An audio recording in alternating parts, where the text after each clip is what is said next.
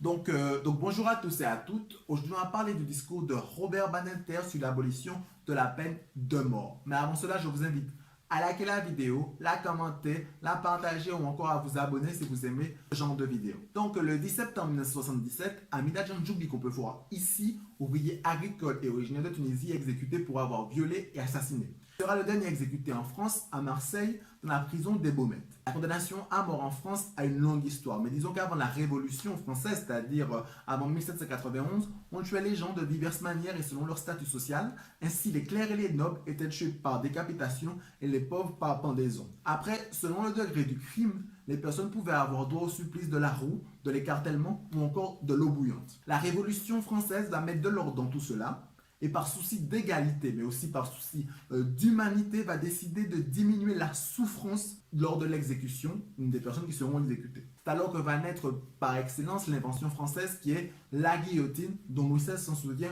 encore. On comprend que par ces différentes actions, tout au long de l'histoire, on a une tendance qui s'affiche clairement, c'est la tendance à diminuer, voire même à faire disparaître la peine de mort. Et c'est alors que tout naturellement, on comprend que le 17 septembre 1981, que le garde des Sceaux de l'époque, Robert Badinter, va demander aux parlementaires d'abolir tout simplement la peine de mort. Donc Robert Badinter, qu'on peut voir ici, non, ici, on va dire ici, on va dire là. Robert Badinter, qu'on peut voir ici, est né le 30 mars 1928. Il est issu d'une famille juive. Son père va être déporté dans des camps et il va devenir avocat et fiefé abolitionniste dans un contexte où l'opinion française est pour l'abolition de la peine de mort. Il sera le représentant dans deux affaires extrêmement médiatisées et dont les accusés vont risquer la peine de mort. La première affaire est celle de Bontemps. Il aura pris en otage un garde et une infirmière. Dans cette affaire, il va la perdre. Bontemps sera exécuté. Et la seconde affaire est celle de Patrick Henry, qu'on peut voir ici, qui aura tué un jeune enfant qui s'appelle Philippe Bertrand. On le soupçonne aussi d'avoir commis sévices sexuels sur cet enfant. Donc, dans le dernier cas, il ne va pas tellement fustiger le crime, mais il va plutôt fustiger la peine que Patrick Henry encourt, qui est la peine de mort. Il va la fustiger, et grâce à ça, il va transformer cette exécution en réclusion à perpétuité. Ensuite, à l'élection de Mitterrand, il va être nommé ministre de la Justice. Il mènera à son terme l'abolition de la peine de mort, dont on va parler ici. Donc ici, on va surtout mettre en avant les arguments que Robert Badinter montre pour justifier le bien fondé de l'abolition de la peine de mort. On n'est pas là dans... On va mettre en avant ces arguments. Donc les arguments que je peux voir de Robert Badinter, on dirait que je peux les scinder en trois parties. Pour moi, une première partie, ce sont des arguments que je qualifierais de faibles. Je les qualifie de faibles parce que je trouve qu'un raisonnement les détruit. Ensuite, il y a deux autres arguments qui parlent, l'argument de l'efficacité ou encore l'argument éthique de dans quelle société on souhaite vivre. Donc, le premier argument qu'il utilise, c'est celui du fait que la France a toujours, de tout temps et à toute époque, été des avancées, a aidé les avancées sociales. Et que, comme par hasard, pour l'abolition de la peine de mort, elle n'est pas aux avant-gardes. Elle est parmi les dernières nations de l'Europe de l'Ouest à abolir la peine de mort. Et ensuite, il utilise un peu dans son discours un sentiment de honte qu'on devrait avoir. Il dit, je le baisse pour le dire. Donc, on devrait avoir honte de ne pas avoir aboli la peine de mort parce que plein d'autres pays l'ont déjà aboli. Moi, j'ai envie de dire, c'est pas parce que 50 personnes font quelque chose et qu'une seule personne ne la fait pas que les 50 personnes ont raison et que l'autre personne n'a pas raison. Ensuite, il va utiliser des figures d'autorité comme Hugo, Gambetta, Clémenceau pour dire que ces grandes personnes pensaient que l'abolition de la peine de mort était nécessaire. Pour moi, ce qui me dérange avec cette figure d'autorité, c'est de dire, ok, des gens comme ça qui le pensent, des intellectuels, ils ont déjà mené une réflexion qui est bonne, donc comme des intellectuels l'ont pensé, il est normal qu'il y ait une abolition de la peine de mort. Non, c'est pas parce qu'un intellectuel pense quelque chose que cet intellectuel a forcément raison. Toi, tu peux aussi mener un raisonnement. Après, il y a un troisième argument qui répond plus à une critique qui a été faite à Robert Badinter lorsqu'il voulait mettre ce texte en avant. Cette critique, c'est de dire que c'est pas démocratique parce que justement l'opinion publique est contre l'abolition de la peine de mort. Et il répond en disant oui, l'opinion publique est contre la peine de mort, c'est pas trop vrai parce qu'ils ont élu François Mitterrand et François Mitterrand expliquait clairement qu'il allait abolir la peine de mort. ok, François Mitterrand l'explique clairement, mais c'est pas parce que on vote François Mitterrand qu'on est d'accord avec lui à 100%. On peut voter pour un candidat et on peut ne pas être d'accord sur une mesure du candidat. Donc oui, là, c'est démocratique, ouais, mais c'est surtout démocratie représentative où on vote un peu par défaut. Donc, lorsqu'il parle de ça, c'est pas forcément idéal. Puis ensuite, il va répondre à notre critique qui dit, ben ok, si tu vois que la population, l'opinion n'est pas forcément favorable, pour trancher le débat une bonne fois pour toutes, il faudrait un référendum. Et il faudrait un référendum. Et il dit que la Constitution, comme elle est écrite, on ne peut pas faire un référendum sur ce genre de sujet. Moi, je trouve que les lois, ce sont les députés qui le font, c'est le président qui les décide. Donc, je pense que s'il y a une volonté politique, la Constitution peut aussi être changée. Donc, la vérité, c'est que pour moi, il n'y a pas vraiment. De toute façon, la vérité, dans ce genre de choses, où il y a une avancée sociale aussi importante, je pense que les politiques étant pour l'abolition de la peine de mort, ils n'ont aucun intérêt à vouloir lancer un référendum sur ce genre de sujet.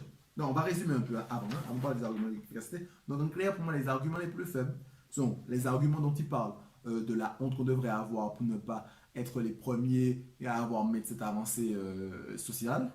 Deuxièmement, l'argument dont tu parles, c'est la figure d'autorité. Et troisièmement, c'est le fait que ce soit une mesure démocratique. Maintenant, on va parler des arguments d'efficacité. Donc, on voit plusieurs arguments sur l'efficacité. Le premier, c'est de dire que la justice n'est pas infaillible. Et que des fois, on peut condamner des gens, à mort, mais en fait, ils ne sont pas coupables de leurs crimes. Donc voilà, déjà, ça c'est un argument clair. La justice n'est pas infaillible et on peut faire des fautes. Donc voilà, c'est un argument clair. Deuxième argument, c'est qu'il dit qu'il n'y a pas de corrélation entre le fait qu'il y ait la peine de mort et avec une baisse des crimes sanglants. Il n'y a aucune corrélation. Et en plus, il parle d'études qui montrent qu'il n'y a pas de corrélation. Bon, j'ai rien compris à ces études dans son discours. On va pas se mentir, j'ai rien compris à ces études. Donc il parle de ces études. Puis ensuite, il va rentrer un peu plus dans le détail en disant que le plus souvent, les personnes qui vont être condamnées à mort sont des personnes qui seront pris, pas de folie passagère, mais plutôt de passion. Et que les grands bandits que cette peine de mort vise sont trop intelligents pour justement avoir la peine de mort. Un troisième argument qu'il utilise, parce qu'il dit que la peine de mort ne doit pas être pour la vengeance. La justice ne doit pas être pour la vengeance, la justice ne doit pas être pour la loi du talion, mais au contraire pour permettre aux gens, certes, d'être punis, mais de pouvoir se réinsérer en plus dans la société. Il parle aussi de la peine des familles en disant que certes, quand une personne meurt, les gens de la peine, mais c'est pas en tuant une autre personne que l'autre personne va réapparaître. Voilà. Et il va parler du quatrième argument qui est, après la loi du talion, c'est de dire qu'on ne tue pas la personne pour le punir ou pour apaiser les souffrances des familles, mais on tue cette personne pour l'éliminer et pour ne pas qu'il nuise à la société. Donc là, il me semble qu'il parle d'un argument précis, notamment, par exemple, il va prendre l'exemple des États-Unis qui disent qu'il y a un biais de racisme systémique. Donc, dans son discours, il va dire qu'aux États-Unis, il y a 60% des condamnés à mort qui sont noirs, au lieu que les noirs représentent que 12% de la population française. Ensuite, en France, il va dire que 25% des condamnés à mort sont des étrangers, alors qu'ils représentent que 8% de la population. Et il dit que accepter cette justice par élimination, c'est aussi accepter, c'est aussi refuser de voir nos biais dans notre société. Donc, dans cette partie, on peut dire que il parle de justice infaillible, de qu'il n'y a aucune corrélation entre l'abolition de la peine de mort ou l'apparition de la peine de mort avec une baisse des crimes sanglants. Troisièmement, il parle de la peine de mort, non pas par vengeance, mais par élimination de ces personnes dans la société. Oui, et aussi, il va aussi émailler son discours de quelques exemples. Par exemple, Christian Ranucci, qui a été exécuté, lui, on avait des doutes sur sa culpabilité. Il va aussi parler de Jérôme Carin, qui lui était dément. C'est fou, leur place, c'est pas forcément en prison, mais à l'hôpital psychiatrique. Dans le monde dans lequel on vit et on veut un monde humain, la volonté, c'est pas forcément d'enfermer les gens sans qu'ils aient une possibilité de repentance. Donc, maintenant, on va parler pour moi de l'argument qui m'a le plus touché. C'est l'argument éthique qui vise à dire qu'on abolit la peine de mort pour une raison toute simple, parce qu'on souhaite vivre dans une société humaine. Et il va faire une analogie avec l'abolition de l'esclavage. En gros, qu'on abolit pas l'esclavage juste pour abolir l'esclavage. On abolit l'esclavage en gros parce que c'est quelque chose d'humain. Et c'est exactement ce qu'il faut faire avec la peine de mort. On l'abolit forcément au niveau économique, mais on l'abolit parce que c'est humain, parce que c'est éthique. Et il parle vraiment du choix de société dans lequel on veut vivre. Disant que et qui n'est pas humaine, là, c'est pas très agréable. En gros, il parle du choix de la société dans laquelle on vit, et en plus, il fait une corrélation entre tous les pays qui ont aboli la peine de mort et la démocratie. Tous ces pays qui ont aboli la peine de mort, le plus souvent, sont des pays démocratiques, et les pays qui n'ont pas aboli, ce sont des régimes dictatoriaux où c'est le fait du roi, où on décide qui va mourir ou qui va vivre. Et pour lui, ce n'est pas normal. Donc on peut le voir sur la carte de France, très bien que voilà, les pays qui sont le plus démocratiques, ce sont les pays qui ont tendance à abolir la peine de mort et les autres non. Par contre, on voit que les États-Unis, qui sont pays démocratiques, voilà, il y a certains États qui ont toujours la peine de mort en vigueur. Donc, j'espère que vous avez aimé ma vidéo. Je vous invite à liker, à la partager, à la commenter.